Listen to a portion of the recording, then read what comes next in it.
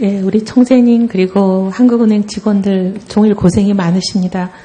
총재님, 저 한은 독립에 대해서 고민 참 많으시죠?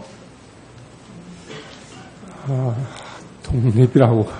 그러니까 저희들이 항상 통화정책을 정말 독자적으로 중립적으로 운용해야 된다고 하는 것은 명심하고 있습니다.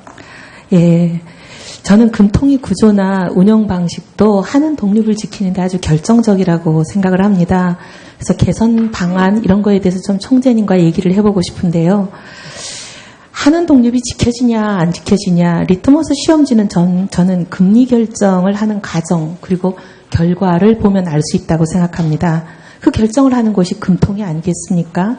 근데 이 금통위가 뒷돈의 유혹을 받거나 로비를 받거나 이런 유혹으로부터 자유롭게 독립성을 유지하도록 우리가 국민 혈세로 많은 혜택을 주고 있다고 생각합니다.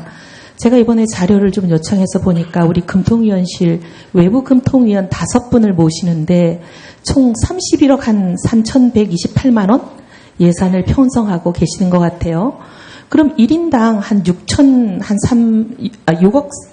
6억 한 3천만 원 가까운 국민 세금을 쓰고 계시는데 이게 작은 돈이 아니죠. 근데 저는 이게 작은 돈이 아니라도 체험앤을 드린다, 기사를 드린다, 골프 회원권을 드린다.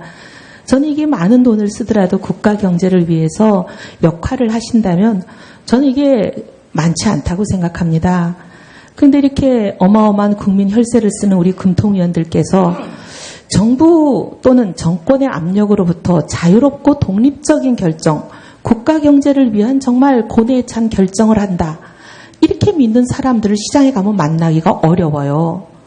최근에는 시장의 기대와 예상에 역행하는 결정을 만장일치로 찍소리도 안 하고 통과시키는 거수기로 전락했다. 이런 것이 시장의 중론이거든요. 최근에 보면 금리 결정 사례 보시면 알죠? 우리 총재님 취임하시고 5번의 금리를 변화시킨 결정이 있습니다. 5번이죠. 근데 이 5번의 결정을 제가 쭉 다 찾아봤습니다. 근데 꼭 그 결정이 있기 전에 우리 총재님은 공개 발언이나 인터뷰에서 뭐라고 말씀하셨냐면 시장의 공감대를 반영하는 발언을 다 하셨어요. 우리 총재님 발언은 꼭 그랬어요. 그런데 묘하게도 꼭 총재님 발언을 하고 나면 부총리의 반박 발언이 곧바로 나옵니다. 근데 꼭 금리 결정을 보면 부총리 주문대로 이루어졌어요. 예를 들면 제가 오늘 다 말씀드리지는 않겠지만 제일 먼저 있었던 2014년 8월 14일 금리 인하 결정이죠. 그 직전에 우리 이주열 총재님 뭐라 그랬냐면 방향 자체는 인하로 보기 어렵지 않겠냐. 인하 안 한다고 얘기하셨어요. 근데 부총리는 뭐라 그랬냐면 경제인식에 대한 한은과의 간극을 좁히는 데 노력하고 있다. 그러면서 통화당국도 이러한 인식에 맞게 대응할 거다. 완전히 압력 넣는 발언이죠. 그리고 바로 며칠 있다가 금리 인하가 결정이 됐어요. 두 번째 금리 인하 결정도 마찬가지입니다. 길게 얘기할 생각은 없지만 우리 총재님은 뭐라 그랬냐면 2014년 10월 15일 금리 인하가 단행되기 직전에 통화정책만으로 성장세 회복하는 거 한계 있다. 안 하겠다는 얘기 하셨거든요. 그랬더니 바로 6시간 후에 부총리가 반박했어요. 아주 그냥 직격탄으로 반박하셨죠. 그리고 기자들이 하는 총리에게 통화정책 협조 요청했냐 이렇게 물으니까 지금 너무나 유명한 발언 척하면 척이다 했잖아요. 그랬더니 우리 이주열 부총재 국회에 오셔서 뭐라고 얘기했냐면 척하면 척이라는 발언 당시 시장의 움직임을 보면서 너무나 안타깝게 생각한다. 이거 완전 부총리를 그냥 반격한 거예요. 그러면서 뭐라고 그러셨냐면 시장에 영향을 줄 수 있는 사람이 금리 관련해서 발언하는 거 자제해야 된다. 누가 봐도 부총리가 그런 말 하면 안 된다고 얘기하신 거거든요. 그랬는데 참 안타깝게도 바로 그 다음에 있었던 금리 결정은 며칠 뒤에 인하로 결론이 났어요. 이게 지금 계속 5번이 이렇게 반복이 됩니다. 저는 놀라운 게 우리 부총리께서 굉장히 소신 발언을 하신 줄 알았는데 보면 이 5번의 금리 결정이 금통위원 전원에 만장일치로 됐어요. 우리 부총리도 부총리 뜻에 맞췄다는 얘기죠. 근데 이 부총리의 뜻에 맞추는 저는 총재님도 이해가 안 되지만 이 금통위원 5분은 왜 이러시죠? 금통위원 5분을 보면요. 원래 정부 추천 인사가 있는 거 아닙니까? 당연직 2명 빼고 나면 한 분은 총재님 추천 몫이니까 일단 그분은 빼고요. 금융위원장 추천하고 기획재정부 장관 추천에 당연히 정부 입장을 반영하겠죠. 하지만 시장의 목소리를 내라고 오신 분들이 대한상공회에서 추천이 있고 은행연합회 추천이 있는 거 아닙니까?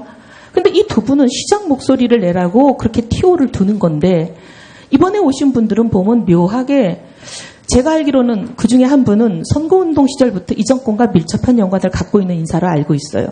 이런 분이 정권 목소리를 내라고 오신 분인지 시장 목소리를 내라고 오신 분인지 이해가 안 됩니다. 그리고 어떻게 독자적인 기관 5개가 별도로 각각 사람을 추천하면 어떻게 KDI라는 기관 출신 3명이 나옵니까? 저도 KDI 출신이에요. 저도 KDI 출신이지만 독자적인 기관 5개가 별도로 추천을 했다면 한 기관에서 5명 중에 3명이 나오기는 어렵죠. 그렇지 않나요? 이걸 어떻게 우연이라고 보겠습니까?